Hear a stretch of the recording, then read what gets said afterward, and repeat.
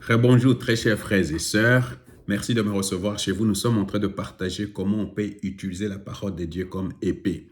Alors nous voulons continuer. Il faut vraiment vous abonner. Invite quelqu'un aussi à s'abonner. Maintenant là, nous avons parlé du sentiment de rejet, de sentiment. Le diable vient pour te murmurer dans tes oreilles et te dire tu n'es pas belle, tu n'es pas aimée, tu ne vas pas te marier, tu n'auras pas d'enfants, tu n'auras pas du travail, regarde comme tu es, regarde de quelle famille tu viens. Tout ça, ce sont des mensonges parce que le diable travaille toujours avec du mensonge. La Bible est la vérité. La Bible est la vérité. Je pense qu'il y a quelque chose qui me manque. Je dois expliquer la différence entre la vérité et la réalité. La réalité, c'est ce que toi tu es en train de vivre maintenant. Peut-être tu es marié, ton mari te tape, ton mari te maltraite. Ça, c'est la réalité. Peut-être tu es marié, tu n'as pas d'enfant. Ça, c'est la réalité. Peut-être tu as fini de bonnes études, tu n'as pas du travail. Ça, c'est la réalité. La Bible, c'est la vérité. La vérité, c'est les plans de Dieu pour ta vie. Alors la Bible dit que Dieu a seulement de bons plans pour notre vie. Dieu a seulement des plans merveilleux pour notre vie. Dieu n'a jamais prévu pour que tu souffres. Dieu n'a jamais prévu que tu sois stérile. Dieu n'a jamais. Alors la vérité, c'est ça. Alors la Bible est venue pour changer notre réalité. De la réalité à la vérité. Alors c'est pour cette raison que nous prenons la parole de Dieu et nous la pratiquons, nous la prononçons, nous la proclamons pour que notre réalité change et que ce soit conforme à la parole de Dieu. Comment nous le faisons? Nous proclamons par la bouche. N'oublie pas, comme j'avais dit, par la bouche, on peut diriger tout un animal, par exemple le cheval. Avec les gouvernails, on peut diriger tout un bateau. Alors, ce qui sort de ma bouche a un pouvoir énorme sur toute ma vie, sur ma famille, sur mes enfants. Faites un exemple. Commence à parler bien à tes enfants. Ça me surprend parce que j'étais très dur avec mes enfants. Très dur.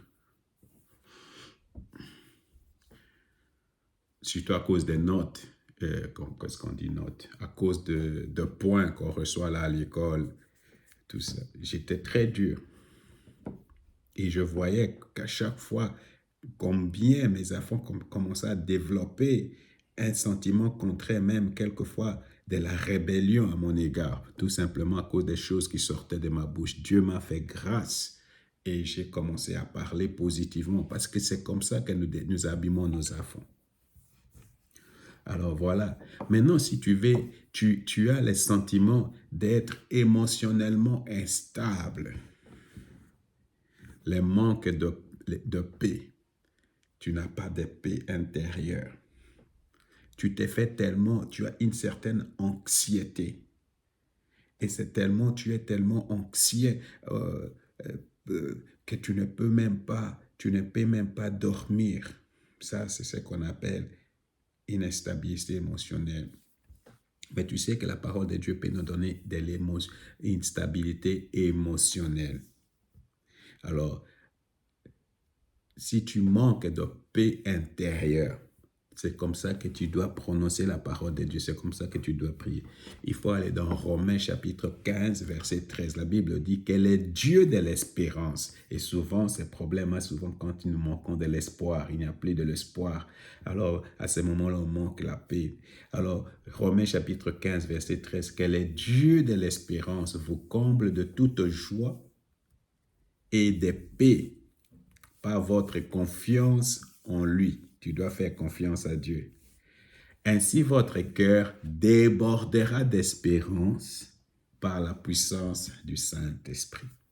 Tu peux aussi lire Ésaïe chapitre 26, verset 10. À celui qui est ferme dans ses dispositions, tu assures une paix parfaite. Seigneur, merci pour la paix parfaite. Merci parce que tu me donnes ta paix, la paix parfaite. Parce qu'il s'est confié en toi. Où tu vas lire Philippiens chapitre 4, verset 6 à 7.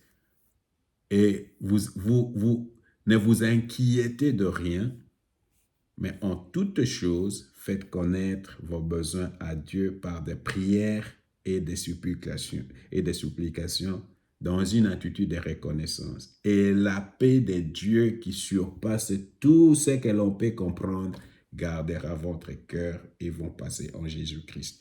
Alors, une fois si j'ai des soucis, la seule chose que je dois faire, je dois transformer tout souci, toute inquiétude, toute anxiété à une prière.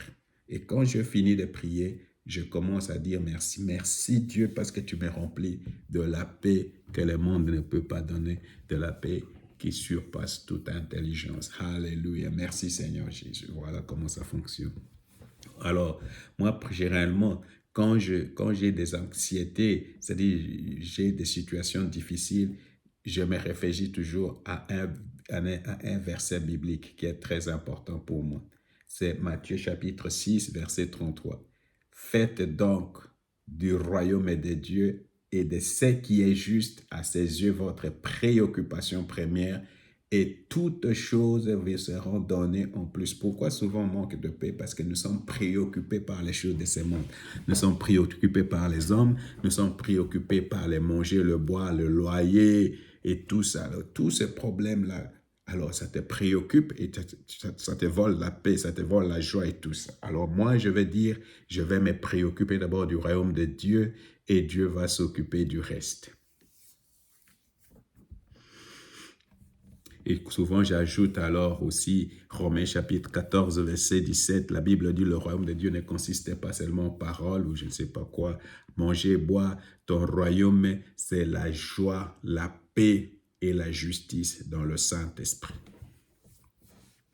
Alors, le psaume 42, verset 6 à 7. Pourquoi être abattu, mon âme, et gémir en moi? Espère en Dieu quand je les louerai encore. Il est mon salut et mon Dieu. Mon âme est abattue à moi. Ainsi, c'est à toi que je pense depuis le pays du Jourdain, depuis Hermon, depuis les monts Mitzéar. Alors, voilà quelque chose, un petit conseil. Chaque fois quand ton cœur est abattu, quand ton âme commence à gémir, tu dois apprendre à parler à ton âme. Âme, chante. Âme, chante. Âme, loue l'Éternel. Âme, adore l'Éternel. Âme, proclame l'Évangile. Âme, lis la Bible. Pourquoi? Parce que quelquefois, ton âme ne veut pas t'obéir. Ton esprit veut le faire. La Bible dit, l'esprit est disposé, mais la chair est faible. La chair, c'est l'âme. Alors, tu dois dire à l'âme, âme, tu dois t'aligner à ce que l'esprit veut. L'esprit veut louer, l'esprit veut lire la Bible, l'esprit veut adorer, l'esprit veut proclamer, mais toi l'âme, tu ne veux pas. Âme, or ton Père, et fais ce que l'esprit veut. C'est comme ça que nous expérimentons Dieu.